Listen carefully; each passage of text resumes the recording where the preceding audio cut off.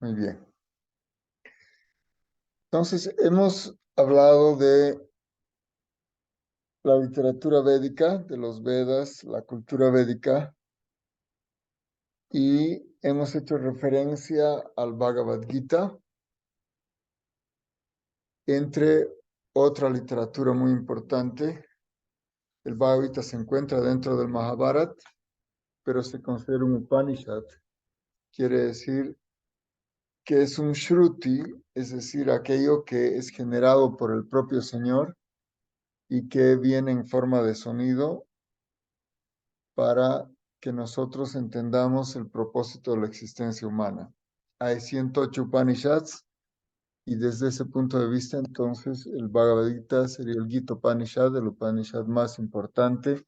Quiere decir, el juego de instrucciones más sustancial para cualquier ser humano.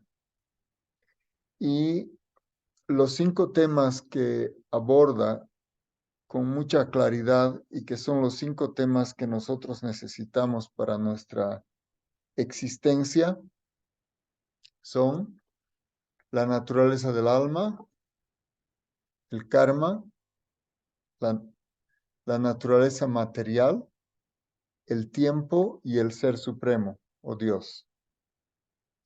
Entonces, ya a partir del segundo capítulo, son 18 capítulos, en el primer capítulo, que es Sanya Darshan Yoga, se hace referencia más que nada al escenario en medio de un campo de batalla. Este Bhagavad Gita fue hablado antes de una guerra, en realidad una guerra mundial hace poco más de 5.000 años, y en la cual uno de los guerreros principales es un devoto de Krishna, un devoto del Señor Supremo, y tiene oportunidad de hablar con él.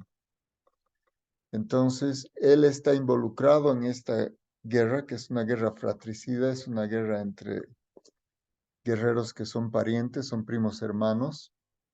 Y entonces cuando empieza, cuando se enfrenta este devoto y ve que en el campo opuesto están sus propios parientes, sus maestros, está muy indeciso en la lucha y es en esta circunstancia que acude a Krishna.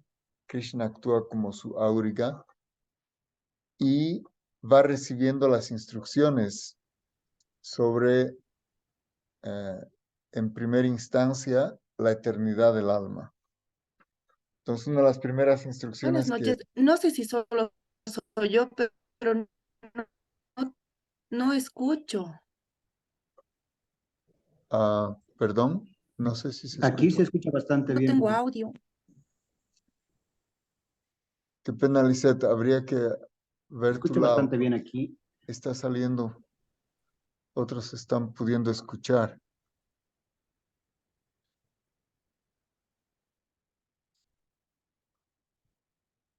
Entonces, el escenario es ese. El escenario es que están 2 bandos reunidos, son, eh, es una misma familia real, que son los Kurus, los descendientes del rey Kuru, que se van a enfrentar. Son primos hermanos, los líderes de ambos bandos, pero uno de ellos se destacan por ser los devotos del Señor, los Pándavas, y entre ellos Arjun es un devoto muy querido a Krishna, es un devoto puro y está en contacto con el Ser Supremo y entonces conversa sobre esta situación que lo confunde. Y el Señor Krishna, la primera instrucción que da a este respecto es que el alma es eterna, ¿no? Y ese es el primer tema que hay que entender sobre quiénes somos. Nosotros somos el alma espiritual. Y Krishna dice claramente, Nayayate mriyate vakadachin nayam buddha babitava nabuya. Sí, que no existe nacimiento ni muerte para el alma. Y habiendo sido una vez, nunca deja de ser jamás. El alma es innaciente, eterna, siempre existente, inmortal y primordial. no se le mata cuando se mata el cuerpo. Y también le aclara la situación de los demás. Entonces le dice que nunca hubo un tiempo en el que yo no existiese, dice Krishna. Tú tampoco, y ninguno de estos reyes. Quiere decir que el alma es siempre existente. Y también él aclara y dice, el alma no se mata cuando el cuerpo es matado. Entonces, todo este segundo capítulo, que es como un resumen del contenido del Gita, declara la diferencia absoluta entre el alma y el cuerpo. Son dos cosas completamente distintas, pero pertenecen a diferentes sustancias, son sustancias diferentes. La sustancia espiritual, que se denomina Brahman, es espíritu, es eterno, y la sustancia material, que se llama en el Bhagavad Gita Prakriti, es una sustancia temporal que funciona bajo tres modalidades, ¿sí? Son como tres combinaciones, igual que los colores primarios, así magenta o rojo, amarillo y azul, con esos tres se puede conseguir cualquier color. En forma similar, toda acción, todo pensamiento, todo deseo es una combinación de estas tres modalidades, que se llaman la bondad, sattva, la pasión, rajas, y la ignorancia o la oscuridad, tamas. Entonces nosotros estamos influenciados por estas tres modalidades, es lo que explica Krishna. Y lo dice literalmente así: Prakrite kriyamanani gunai karmani sarvasha ahankara vimudatma kartahan iti mangyate.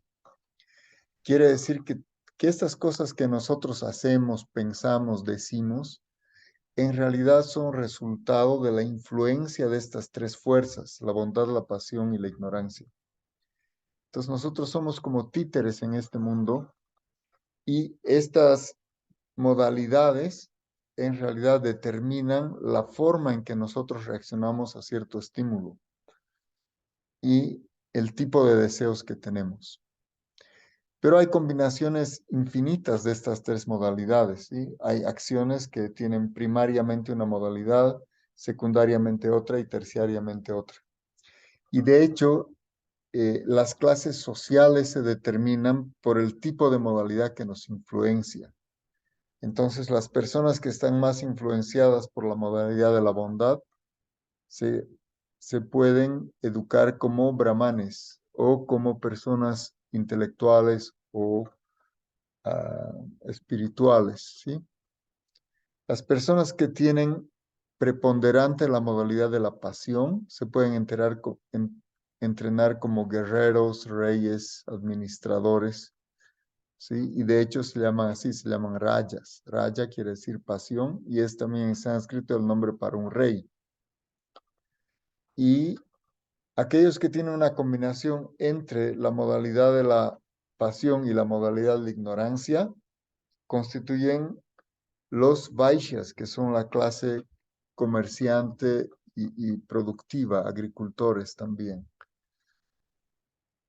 Y la cuarta clase social constituyen los shudras, que tienen preponderancia de la modalidad de la ignorancia. Entonces, estas tres modalidades también actúan en el desenvolvimiento de la sociedad. Y lo mismo, cuando uno está en contacto con una de estas modalidades, esa modalidad se exalta. Por ejemplo, la propia música viene en estas modalidades. Hay música en la modalidad de la bondad, digamos, por dar un ejemplo de Occidente, música clásica o ragas en la India. Modalidad de la pasión, que sí, sería una música muy estimulante.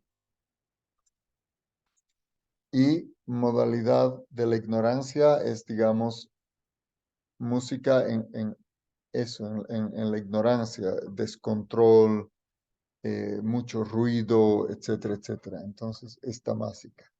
Entonces, nosotros en contacto con estas modalidades desarrollamos o despertamos más bien una de estas modalidades en nosotros. Ocurre también con los colores, ocurre con las horas del día, ¿no? Por ejemplo, Cuando uno duerme, se considera que está influido por la modalidad de la ignorancia. ¿Sí? El Brahma Muhurta, el momento 1 hora y 36 minutos antes del amanecer, se considera la modalidad de la bondad. Es la hora en que normalmente los practicantes del yoga están despiertos y están cantando sus mantras, están haciendo sus meditaciones en la modalidad de la bondad, ¿no? Y así, cuando ya sale el sol, empieza la pasión en hacer algo. Y así, estas tres modalidades nos influyen también en diferentes periodos del día y tienen un efecto de acuerdo también a nuestra propia inclinación. Pero todo eso Krishna describe como prakriti, como materia. Entonces son leyes de la materia. Y otra ley de la materia es la ley del karma, la famosa ley de acción y reacción. Entonces, en este mundo material, incluso aunque nosotros actuemos inconscientemente, motivados por estas modalidades, aún así somos responsables de esos actos y vamos a recibir una reacción uh, idéntica, opuesta a lo que hacemos. Es decir, si hacemos una acción de caridad, por ejemplo, como reacción, la naturaleza nos va a hacer merecedores también de caridad. Si hacemos una acción violenta o una acción de maldad, en forma similar, la naturaleza se va a encargar que nosotros recibamos ese resultado. Y ese resultado puede venir en esta vida o en una vida futura. Y lo mismo, lo que estamos experimentando está viniendo no solamente de una vida anterior, sino pueden ser miles o millones de vidas anteriores. Se entiende que estamos en este mundo atravesando por 8.400.000 especies de vida, ¿no? Y además estamos viviendo toda la duración de un universo y cuando termine ese universo nos vamos a otros universos. Entonces, estamos ya en este mundo durante trillones y quintillones de años, ¿sí? En este mundo material. Y por eso estamos tan condicionados. Y la forma humana de vida es la única en la cual uno puede trascender, uno puede liberarse. Las otras formas no pueden trascender el estado de conciencia. Entonces, por eso, esta forma humana de vida se considera tan importante. Obviamente, si no la utilizamos bien, no vamos a poder aprovechar esta capacidad especial que tiene el cuerpo humano para vincularse con aquello que está más allá de este mundo. Todas las demás especies de vida no tienen una percepción que va más allá de la materia, ¿no? Y entonces también la gente que es materialista se entiende que está en un estado muy bajo de conciencia, solamente un poco por encima de lo animal, porque su percepción no va más allá de la materia. Y más allá de la materia está precisamente lo más importante, y por eso también Krishna lo explica en el Bhagavad Gita. Apareyam itastonyam prakriti vidi me param, jiva bhutam mahabahod yayedam daryate jagat. Entonces, él ha explicado primero qué es la materia y ha dicho, Umirapo nalovayu mano budirivacha, ahankaraiti yame, vina prakriti ashtada. Estas 8 cosas, estas 8 energías, que son mi energía inferior, dice Krishna, constituyen la materia, que es la tierra o lo sólido, el agua o lo líquido, el aire o lo gaseoso, el éter o lo que se llama en lenguaje científico moderno el plasma interatómico y la energía. Pero además 3 cosas, como la mente, la inteligencia y el ego, hacen 5 más 3, 8 elementos, 5 burdos, tierra, agua, aire, fuego y éter, y 3 sutiles, mente, inteligencia y ego, y esos 8 son elementos de la materia. Y Krishna, en este otro verso, Parayamitastvamyam, dice Prakriti Vidime Param. Hay un para Prakriti, quiere decir más allá de Prakriti, más allá de la naturaleza. Existe lo supernatural. Y esas son las almas. Nosotros somos supernaturales. Estamos ahora encasillados en la energía material, dentro de un cuerpo material, pero Krishna describe que nuestra naturaleza real es supernatural. A eso lo llamamos Brahman o espíritu. Y él dice Jiva Bhutan Mahabaho, que son los jivas. Jiva es la entidad viviente, el alma, ¿no? Y entonces nuestra identidad está más allá de la materia, está más allá de este mundo. Y entonces de esta manera Krishna va hilando estos contenidos, ¿sí? La eternidad del alma, cómo funciona la naturaleza material bajo estas tres modalidades, ¿no? Cómo la entidad viviente no tiene nada que ver con esta naturaleza material porque es otra sustancia, solamente que ahora está confundida, está presente en el mundo material y se identifica con este mundo. Ahora el tiempo, también Krishna describe como una energía que en realidad es eterna. El tiempo es eterno. Pero el tiempo eterno en este mundo es la energía que destruye todo. Entonces Krishna dice que el tiempo es la muerte en este mundo, ¿sí? Y ustedes van a observar que todo lo que es material se destruye con el tiempo. Cualquier cosa que hay en este mundo está influida por el tiempo. Estos mismos cuerpos materiales que tenemos se destruyen con el tiempo. ¿Sí? Todos nosotros teníamos un cuerpo de niños. Antes de eso teníamos un cuerpo de embriones en el vientre de nuestra madre. ¿Sí? Esos cuerpos van cambiando, se van deteriorando con el paso del tiempo y finalmente se vuelven inservibles. A eso lo llamamos la muerte. Cuando el cuerpo se vuelve inservible, el alma abandona este cuerpo. Y eso exactamente lo dice también Krishna. En realidad, Krishna dice que nosotros, al dejar este cuerpo, Vasamsi Jirnani Yata Vihaya, Tata Sharirani Vihaya Jirnani. Él dice, este cuerpo es solamente como un vestido. Igual que nosotros abandonamos un vestido viejo y nos ponemos un vestido nuevo, una vestimenta nueva, en forma similar, cuando el cuerpo ya está tan deteriorado, está tan viejo que ya no funciona, el alma lo abandona y el alma es transferida a un cuerpo nuevo. Ahora también Krishna dice de qué clase de cuerpo vamos a tener. Entonces, él dice, Guna Karma Vibhagasha, que de acuerdo a nuestro karma, quiere decir al resultado de nuestros méritos o deméritos, nos van a conceder un cuerpo, pero también de acuerdo a nuestros deseos. Entonces hay una combinación de los deseos y los méritos. Un ejemplo que se da es que, por ejemplo, si uno en el momento de la muerte, porque también dice Krishna eso, que uno tiene que cultivar su vida para que en el momento de la muerte esté pensando en él. Si uno piensa en él, se va a él.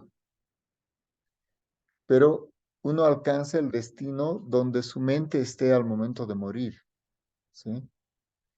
Porque en el momento de la muerte el cuerpo burdo se abandona, pero se continúa con el cuerpo sutil, que incluye la mente, la inteligencia y el ego. Entonces, ese estado mental va a conducir al alma a su propio estado, a su próximo estado, perdón, después de la muerte. Así que nuestros deseos y nuestros méritos nos van a conducir al siguiente cuerpo. Vamos a ver un ejemplo. Vamos a suponer que una persona ansía volar, ¿sí? Ansía volar. Entonces, en su próxima vida puede tener un cuerpo que vuela. Pero qué clase de cuerpo va a tener depende de su karma. Si su karma es malo, por ejemplo, su próxima vida nace como mosca, digamos. Vuela, pero es un ser despreciable y se alimenta de excrementos y de cosas sucias, ¿sí? O puede nacer como un ave, sí, que es muy preciada, que si un águila, un cóndor o lo que fuera, tiene también la función de volar, pero digamos tiene una existencia más grata. Pero obviamente no queremos irnos a especies inferiores, esas son especies no humanas. Entonces, entre las especies humanas, Krishna explica que uno puede tener cuerpos en diferentes modalidades. Entonces, si uno se encuentra influido en la modalidad de la ignorancia, entonces en su próxima vida va a nacer con un cuerpo con esa tendencia principal. En la modalidad de la pasión, va a nacer en la próxima vida con un cuerpo influido por la pasión. Y si está influido por la bondad, en su próxima vida va a tener más influencia de la modalidad de la bondad. Entonces así uno obtiene un cuerpo de acuerdo al estado de conciencia al abandonar este cuerpo, pero nuestro estado de conciencia va a depender de cómo estamos habituados a pensar, a sentir y a desear. Entonces cultivamos ese estado mental para tener conciencia de Krishna, y la forma más poderosa es recitar los nombres de Dios. Y entre estos, el mantra supremo es el Maha Mantra. Maha quiere decir el más grande. Mantra, Hare Krishna, Krishna Krishna, Hare Hare, Hare Rama, Rama Rama, Hare Hare. Este mantra tiene la potencia de librarnos de todas las reacciones de nuestro karma y despertar nuestro amor divino. Entonces, si nosotros pronunciamos eh, este mantra durante nuestra vida, vamos a recordarlo también en el momento de la muerte y nos va a conducir al mundo espiritual y vamos a poder asociarnos con Krishna, porque Krishna y su nombre no son diferentes. Krishna no es diferente ni de su nombre, ni de su forma, ni de sus pasatiempos, ni de sus cualidades. Entonces, así, de una forma muy resumida, estamos explicando la naturaleza del alma, la naturaleza de la materia, la naturaleza material, el tiempo, el karma y finalmente el ser supremo, que él mismo se define. En el Bhagavad Gita se dice Mata, Krishna dice Mata Parataram Nanyat Kinchit Asti Dhananjaya. Sutremani Ganaiva. Eso quiere decir que no hay nada más allá del ser supremo. Todas las cosas están vinculadas a él. Él dice que es como el hilo de un collar en el cual todas las perlas están ensartadas. Él es el conector de todo. ¿Sí? Por eso él dice Sutremani es como un sutra, también quiere decir un hilo. Y mani es una gema. De hecho, la palabra inglesa money de dinero viene del sánscrito mani, que quiere decir gema o joya o perla. Entonces, todo eso está ensartado. Entonces, él es la fuente de todo. Y él también dice, Aham sarvasya prabhavo mata sarvam pravartate. Yo soy la fuente de todo, tanto de los mundos materiales como de los mundos espirituales. Él dice, todo emana de mí.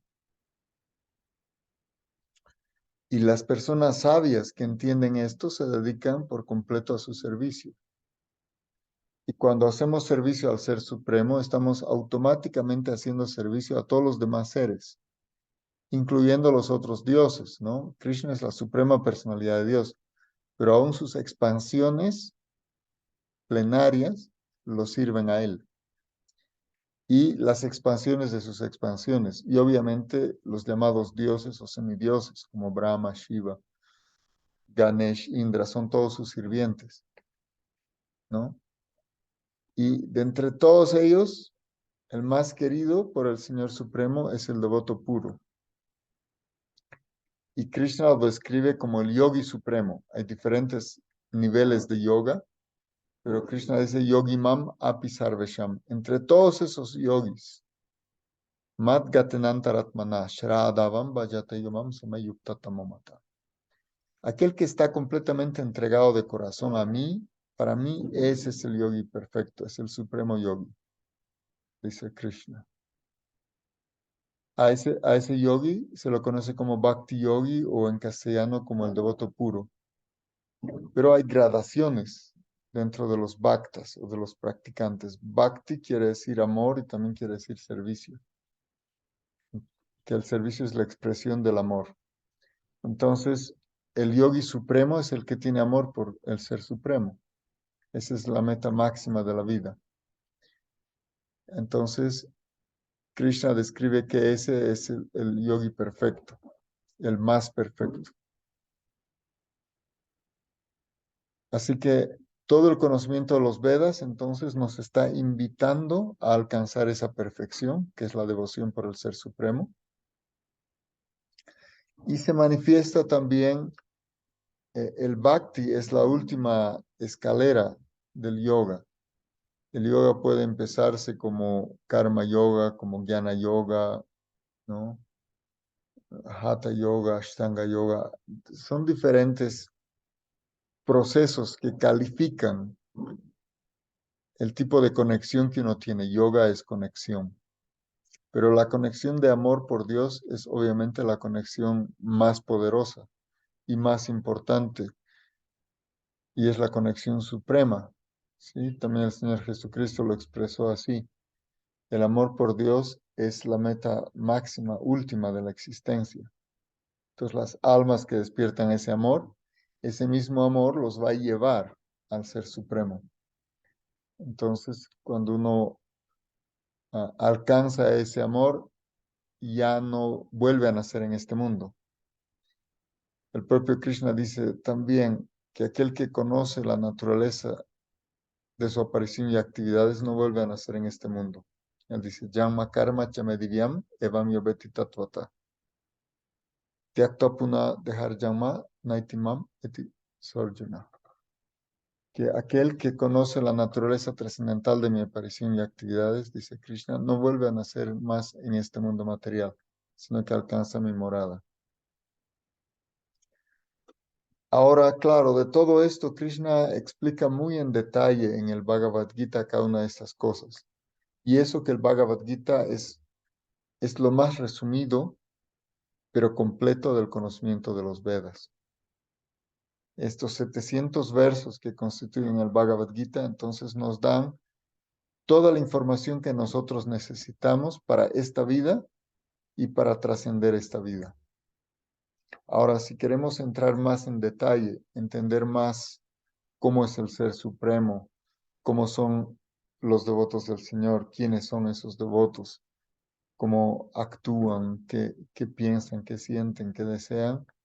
Entonces hay más literatura, pero entre esa literatura se encuentra el Srimad Bhagavatam, que se considera como la corona, la crema de todo el conocimiento de los Vedas, el comentario natural y original del Vedanta Sutra. El Srimad Bhagavatam entonces nos va a explicar más en detalle, pero son 18,000 versos, ¿no? Y ese Bhagavatam, que es como un posgrado del Bhagavad Gita, todavía tiene un posgrado, que es el Chaitanya Charitamrita, que son las instrucciones del señor Chaitanya, que es el sumum bonum de todo, pero también es la forma de entender perfectamente tanto el Bhagavad Gita como el Bhagavatam, como todas las escrituras. Entonces, si bien hemos explicado que hay una cantidad enorme de escrituras védicas, habíamos dado la referencia que solamente lo que escribió Ptolomeo de los libros que fueron sacados de la India por Alejandro Magno, por instrucciones de Alejandro Magno, a Alejandría en Egipto, donde se construyó esta famosa biblioteca de Alejandría, suman 500,000 escritos védicos.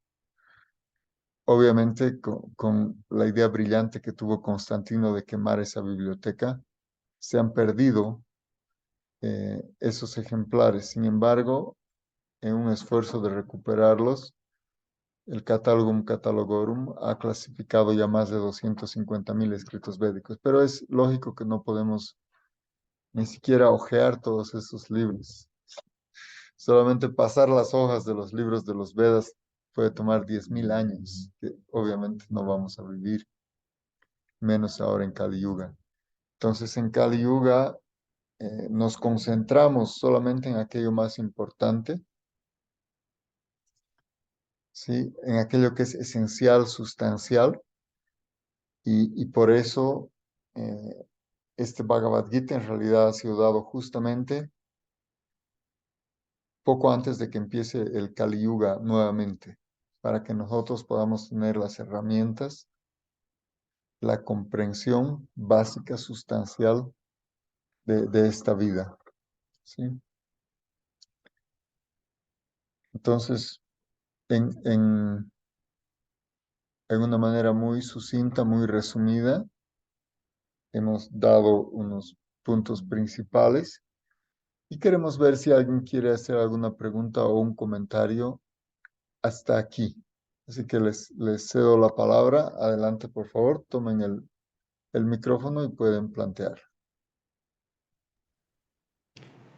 Prabhuji Haribol. Adelante, Prabhupada Advaita. Se me fue la mente caliyugense. El estado de conciencia depende de nuestros pensamientos. Ha mencionado dos elementos más. Sí, bueno, el estado de conciencia que nosotros tenemos en el momento de la muerte está determinado por guna y por karma, por la modalidad preponderante que tenemos, el deseo preponderante, y por el karma que hemos acumulado, tanto entre comillas positivo como negativo. Ahora, nuestro estado de conciencia está estrechamente ligado a algunas actividades fundamentales que empiezan desde nuestra alimentación, pero fundamentalmente nuestra asociación. Obviamente la asociación va a influir también en nuestra alimentación, entonces la asociación es lo más importante. Por eso se dice sadhusanga, sadhusanga, sarva shastrekoy, lavamatra sadhusanga, sarva siddhihoy. Que si uno puede asociarse, y este es un poco el desafío en este curso de preiniciación, con un Vaishnava puro, con un devoto puro, incluso aunque fuera por un momento muy cortito, y el ejemplo que dan los Vedas es el Lava Matra, que es el tiempo de un parpadeo, que se estima que es un onceavo de segundo, eso nos puede dar toda la perfección, ¿sí? Entonces la asociación en nuestra vida cotidiana es el factor fundamental para nuestro estado de conciencia, y esa asociación puede ser Vani o puede ser Vapu. Vapu es cuando uno físicamente se asocia con algún alma, digamos, avanzada. Y eso es muy valioso y se recomienda que uno preste servicio a esa alma avanzada, ¿no? El epítome del alma avanzada es el maestro espiritual, que puede ser un maestro espiritual instructor, puede ser el maestro espiritual iniciador, puede ser un maestro que nos está enseñando el camino. Entonces, prestamos servicio a esa alma y eso nos da méritos, que se llama Sukriti. Sí, Prabhu, gracias. Dos preguntas adicionales, Prabhu. Claro, Oh.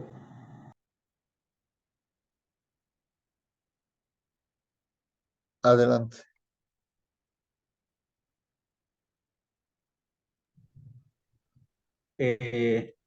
Hay personas que estén fuera de las órdenes sociales, Prabhu. ¿Qué se los llama a estas personas y cuáles son sus características? Y si el hecho de nacer social determina nuestra condición de vida, si determina nuestra condición de vida. Ah, gracias. No, bueno, yendo, vamos a ir un poco de atrás adelante.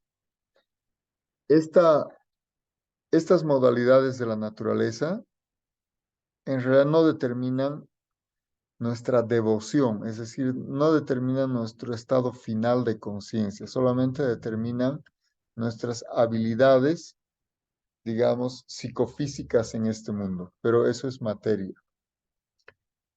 Eh, y, y por tanto no pueden determinar tampoco nuestra conciencia trascendental. Es decir, si bien la modalidad de la bondad se considera la modalidad más elevada y la modalidad que influye a los brahmanes, es decir, que en términos sociales es deseable que una persona en la modalidad superior ocupe una posición superior en la sociedad. Eso es también lógico, que las personas también más inteligentes dirijan la sociedad.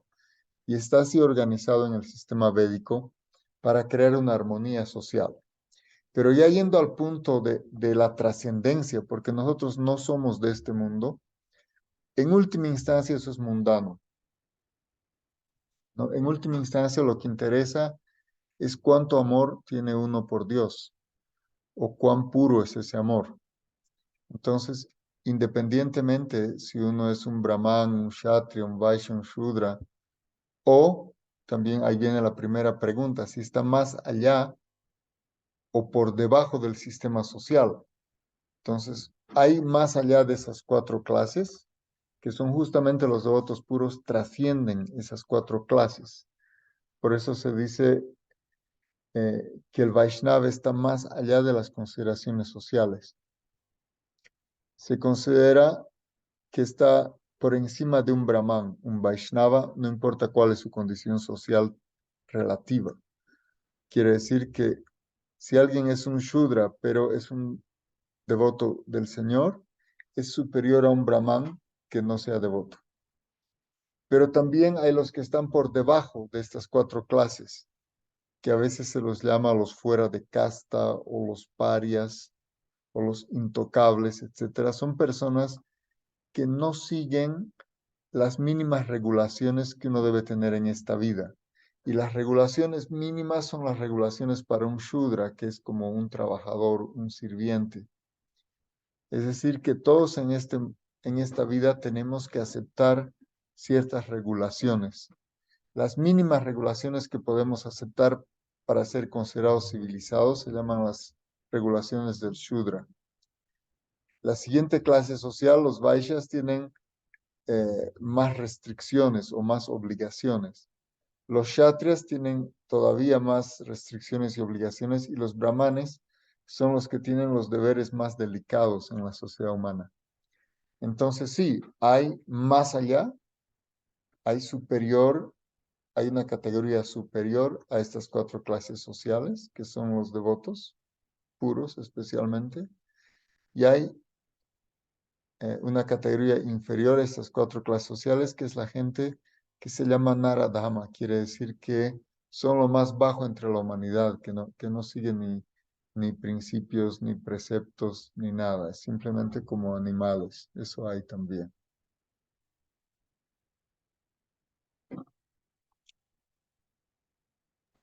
Jay Prabhu, gracias, me queda claro. Muchas gracias, Prabhu. Hola, ¿puedo hacer Adelante, una pregunta? Azucena, por favor. Sí, buenas noches a todos. Yo quería saber, se dice que el Bhagavad Gita en realidad no es tanto un hecho histórico, un relato histórico, sino que es entre estas dos familias, ¿no? Em, Sino que es la lucha entre el simpático,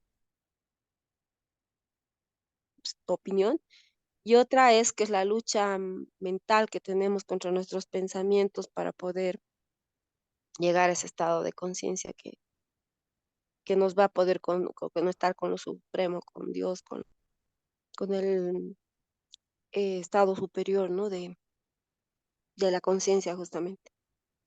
Esa es mi pregunta. Ah, Gracias. gracias.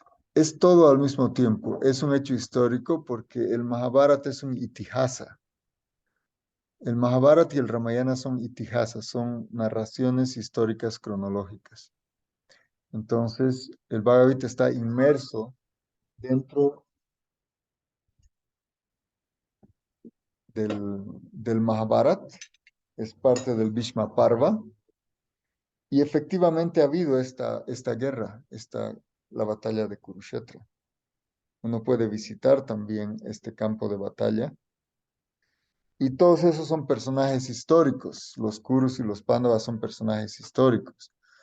Uno puede trazar incluso la descendencia, las familias de todos los que han participado en el Mahabharata y en esta guerra. Uno puede trazar no solamente el linaje previo, sino posterior de cada uno de esos guerreros que se han descrito, ¿no? Entonces, es un hecho histórico, obviamente. Pero además de ser histórico, Krishna es tan perfecto que hace que estas mismas cosas puedan constituirse en analogías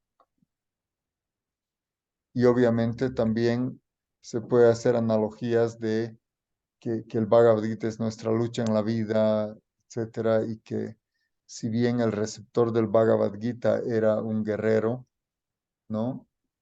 Y Krishna le invita al guerrero a utilizar su habilidad para el servicio, dependiendo la habilidad que uno tenga, y esto ya es la explicación que puede dar el maestro espiritual, según la habilidad que uno tenga, tiene que utilizarla al servicio de Krishna. ¿Sí? Si uno es no sé, un cocinero, cocina para Krishna; si uno es, qué sé yo, un barrendero, barre para Krishna, ¿no? Entonces, eso también está explicado por el propio Krishna en el Bhagavad Gita, porque él dice, todo lo que hagas, todo lo que ofrendes y regalos, hazlo como una ofrenda a mí. Entonces, efectivamente, dependiendo cuál es la habilidad de uno y qué es lo que puede ofrendar, si lo hace para Krishna, eso se considera yoga. Entonces, eh, claro, hay personas que tratan de negar la existencia histórica del Gita pensando de que solamente haciendo una interpretación esotérica o metafísica van a superar la realidad del Gita. Pero no, el Gita es todo, es un hecho real. La batalla es un hecho real, quienes estaban allá, quienes pelearon, quienes murieron, quienes estaban en qué bando y quienes estaban en qué otro bando.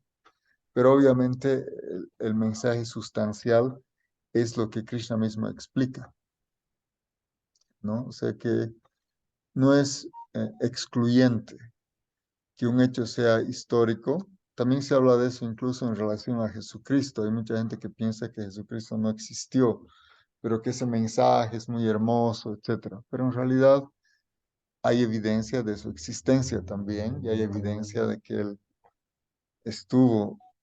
Incluso hay evidencia de que estuvo no solamente en el Medio Oriente, sino que estuvo también, por ejemplo, en la propia India. Así que dependiendo de la profundidad de los estudios, hay que cuidar mucho la fuente de los comentarios, porque claro, eh, uno solamente puede entender el Bhagavad Gita a través de un bhakta de Krishna, porque Krishna se reserva el derecho de darse a conocer. Y por eso le dice a Arjun, yo te estoy revelando esto porque eres mi devoto y eres mi amigo. ¿Sí? Incluso una persona normal, como cualquiera de nosotros, se reserva también el derecho con quién quiere hablar, a quién se quiere revelar. No es que cualquiera puede venir y decir, hola Fabiola, quiero que me digas todo sobre ti. Fabiola va a decir, ¿quién eres tú? O sea, ¿no? Ahora sí, esa persona es una persona querida, es una persona que merece esa relación, pues seguramente Fabiola se va a vincular con él. Así que si nosotros, que digamos no somos Dios, hacemos una diferenciación entre a quién podemos y a quién queremos dar a conocer nuestros pensamientos o sentimientos, qué decir del Ser Supremo. Él es completamente independiente, él es Swaraj. Incluso nosotros, alguien puede decir y con una pistola nos puede obligar. o dándonos plata, nos puede obligar a hacer ciertas cosas, o presionándonos físicamente o políticamente, lo que fuera. Pero al Ser Supremo, ¿quién lo va a presionar? ¿Quién le va a decir qué tiene que hacer o qué no tiene que hacer? Él es el que dicta todo, es el Supremo. Entonces, así, desde ese punto de vista, todo es real. El campo de batalla es real, esos guerreros son reales, esa batalla es real, es, es comprobada y comprobable, pero obviamente el mensaje es lo más importante, ¿no?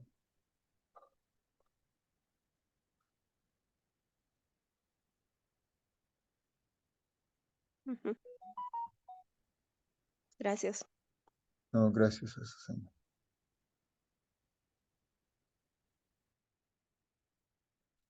¿Alguien más?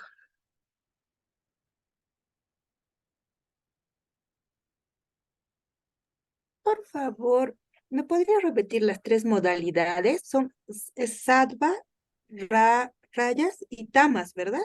Exacto, que son la bondad, la ¿Qué es? No, pasión, no quiero anotar. claro. Sattva es la bondad, Rajas es la pasión y Tamas es la oscuridad o la ignorancia.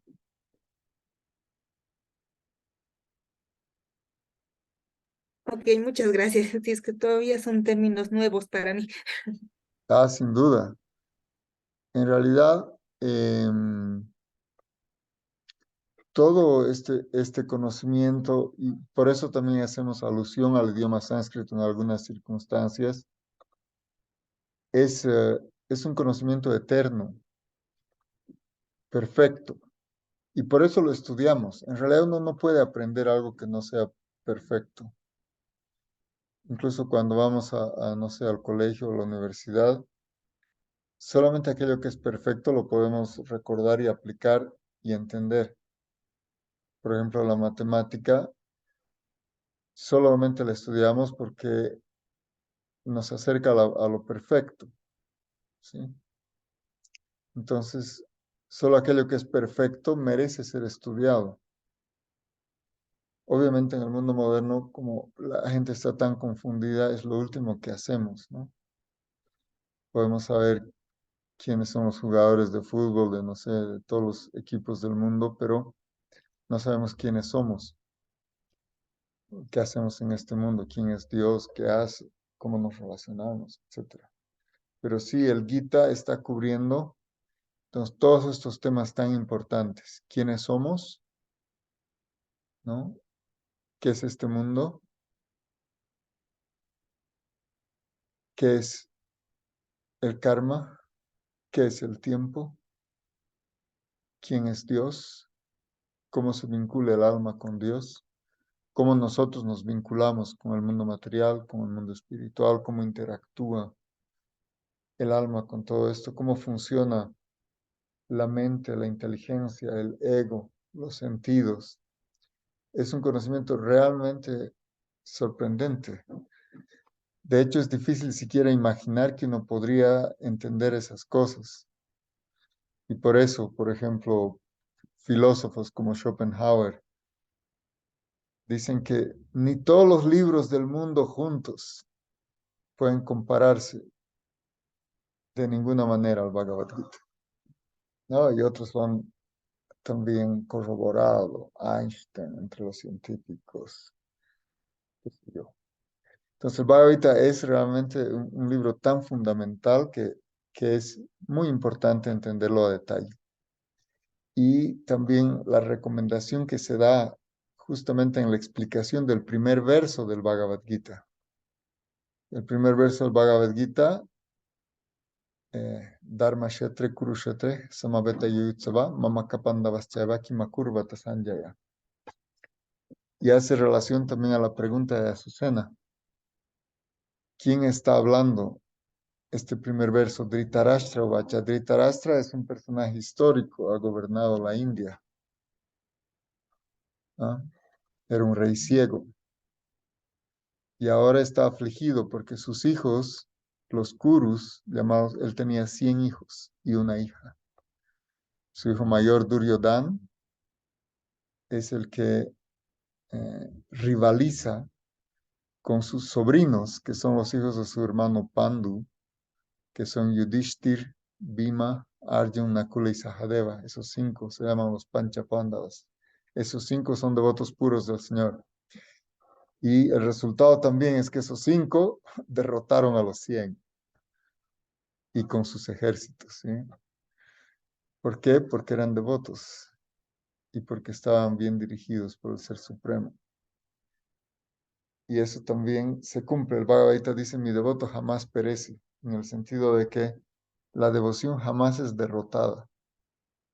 Incluso si en este mundo tenemos altibajos, reveses en la vida, cualquier servicio devocional que ofrezcamos nunca se pierde. Krishna también lo explica en el Gita. Nehavikrama nashosti pratyavayo navidyate. Swalpam apyasya dharmasya trayate mahato bayat. Cualquier pequeño esfuerzo, cualquier pequeño progreso que hagamos en la conciencia de Krishna tiene un valor permanente. Y dice que es indeleble, no se borra. ¿Sí? En este mundo hay cosas que desaparecen. Todo desaparece en este mundo. Todo se deteriora, todo envejece, todo muere. Pero en el mundo trascendental y el servicio devocional, que es completamente trascendental, nunca se deteriora, nunca se desvanece. Cualquier cosa que hagamos ofrecida al Señor tiene un valor permanente. Y eso es lo que Krishna dice. Y nos puede librar del temor más grande. ¿Cuál es el temor más grande? Nosotros tenemos miedo a la muerte, ¿no? Entonces, pero cuando uno ofrece a Krishna, también desaparece ese temor. La muerte se vuelve como algo muy natural que va a venir simplemente cuando el cuerpo está deteriorado, es un cambio de cuerpo, ¿no? Pero es la preocupación principal de todo el mundo, ¿sí? Todos están, ahí dice, Señor, por lo menos dame salud, sí, ay, que no se muera. Las canciones dicen que no se muera mi mamá. Todos estamos en este mundo, todos los cuerpos van a morir, pero las almas nunca mueren. El alma es eterna, permanente. Ese, ese, ese mero conocimiento ya es tan, pero tan importante, entender el alma, qué es la vida y qué es la muerte. Eso es clave. Y el Bhagavad Gita lo explica con mucho detalle, con mucha claridad.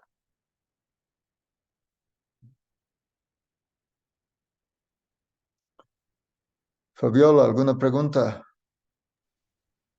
Sí, Prabhu, buenas noches. No sé si se me escucha, tenía problemas de Sí, audio. se escucha bien. Ya.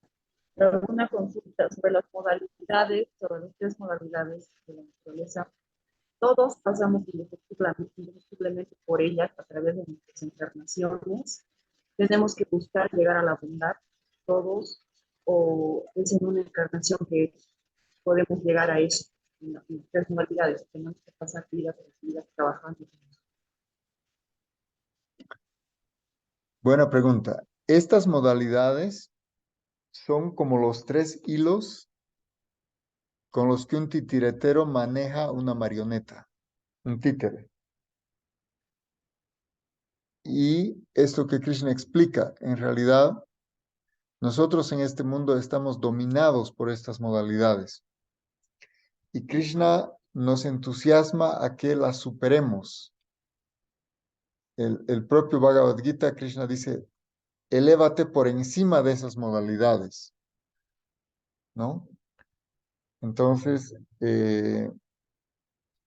si bien la bondad es superior, obviamente si podemos escoger, debemos buscar cosas en la modalidad de la bondad. Pero cuando uno ofrece su actividad a Krishna, en forma automática se sitúa en una modalidad bondadosa. Se llama Shuddha Sattva. Sattva es bondad, pero Shuddha Sattva quiere decir bondad pura.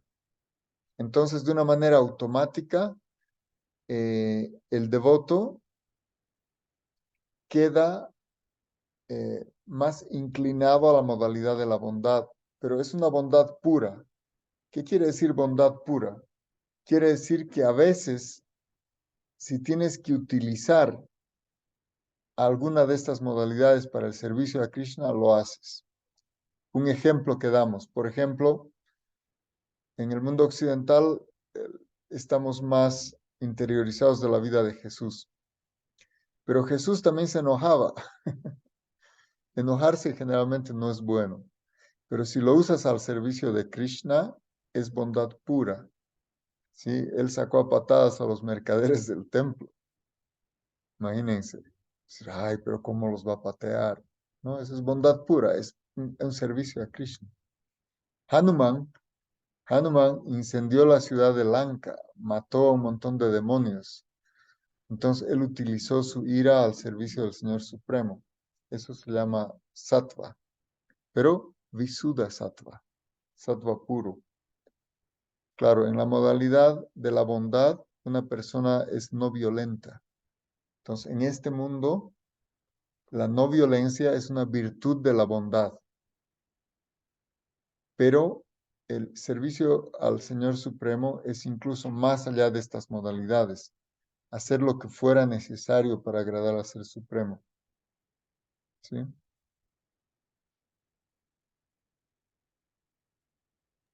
Muchas gracias, Prabhu. Gracias, Fabiola. Cassandra, ¿qué preguntas hay?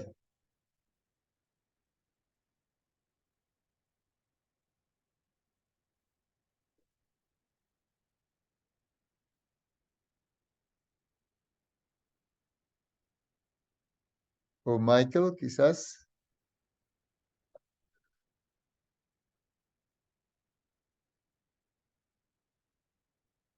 Madhupriya. Haribol, Prabhu. Adelante.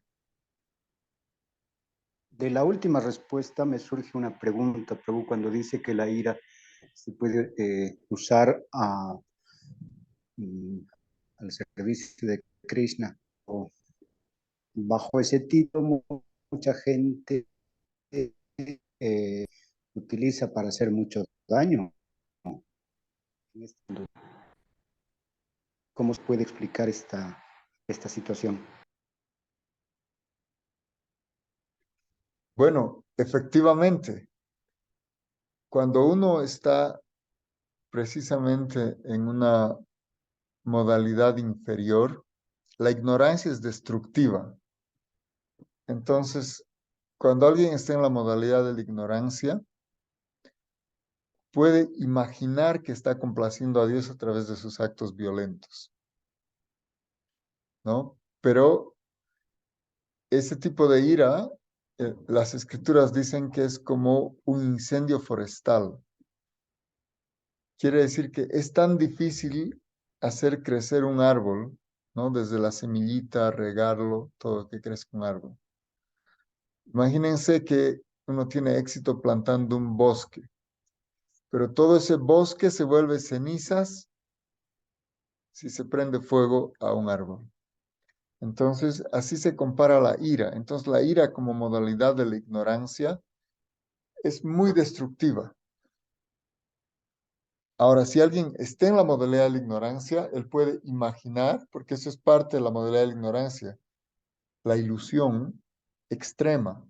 Uno puede imaginar que está complaciendo a Dios a través de actos de la modalidad de ignorancia. El mismo incendio de Roma, ustedes saben que el incendio de Roma fue provocado por los propios cristianos.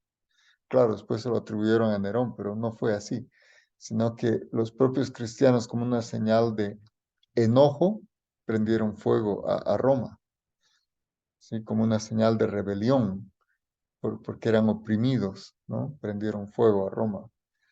Pero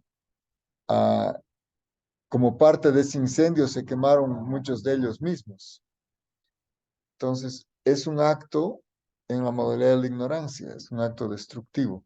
Pero, por ejemplo, el caso de Hanuman es un caso muy especial. Hanuman es un devoto muy exaltado, entonces quiere decir que no cualquiera puede hacer estas cosas. Estas cosas están reservadas a los bhaktas y además que tienen instrucciones específicas, ya sea de parte del Ser Supremo. En el Bhagavad Gita, Krishna mismo le indica a Arjuna lo que tiene que hacer, o a través de un bhakta puro. Entonces, obviamente tenemos que estar muy atentos a estas desviaciones, porque es lo más fácil que puede ocurrir.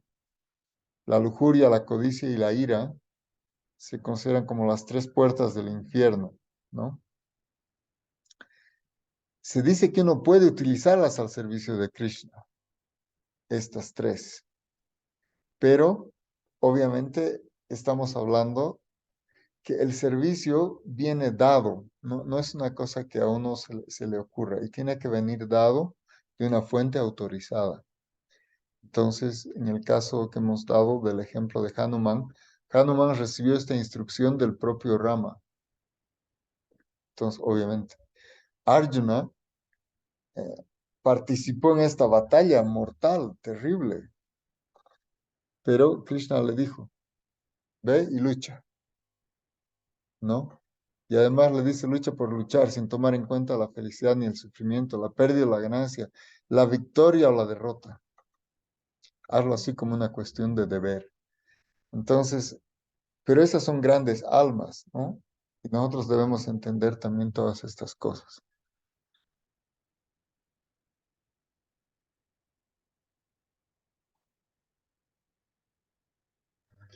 Sí, Prabhu, gracias. Muchas gracias. ¿Alguien más?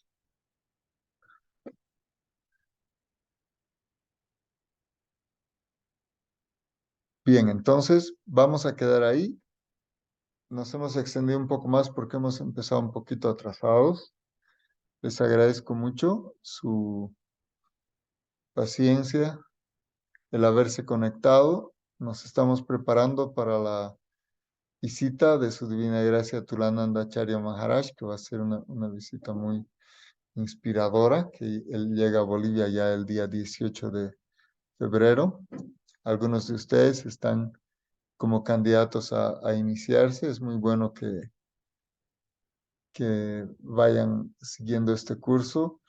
Y es un curso también que nos sirve a todos para recordar estos puntos importantes de la filosofía. Entonces, eh, hay devotos que van a cubrir diferentes áreas de este estudio, pero si ustedes gustan y quieren, también pueden hacer sus consultas, sea por el WhatsApp o por el correo electrónico, ¿no? Si tienen preguntas o quieren saber algo más, y también nos vamos a estar posiblemente viendo algunos que están en La Paz, los que están en Cochabamba, tenemos un programa aquí los sábados, y en La Paz también vamos a tener programas en estos días antes de la llegada de Maharaj.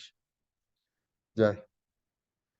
Jai, Shri Guru Goranga Gandharvika Giridhari Juki Jai, todas las glorias a Shri Guru y Shri Goranga, todas las glorias a Gurudev. Reverencias devotos del Señor, Dandavats, Hare Krishna.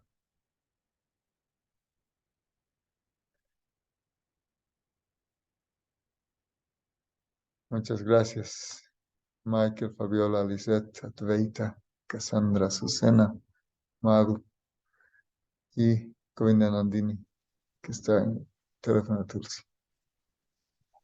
Muchas gracias, Prabhu. Muchas gracias. Gracias. Muchas gracias, buenas noches. Gracias. Gracias, buenas noches. Haribol.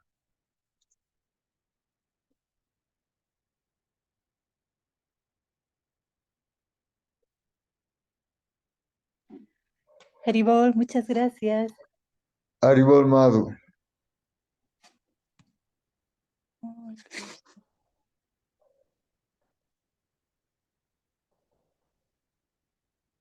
Haribol, Dandavat. Jai Prabhu Advaita.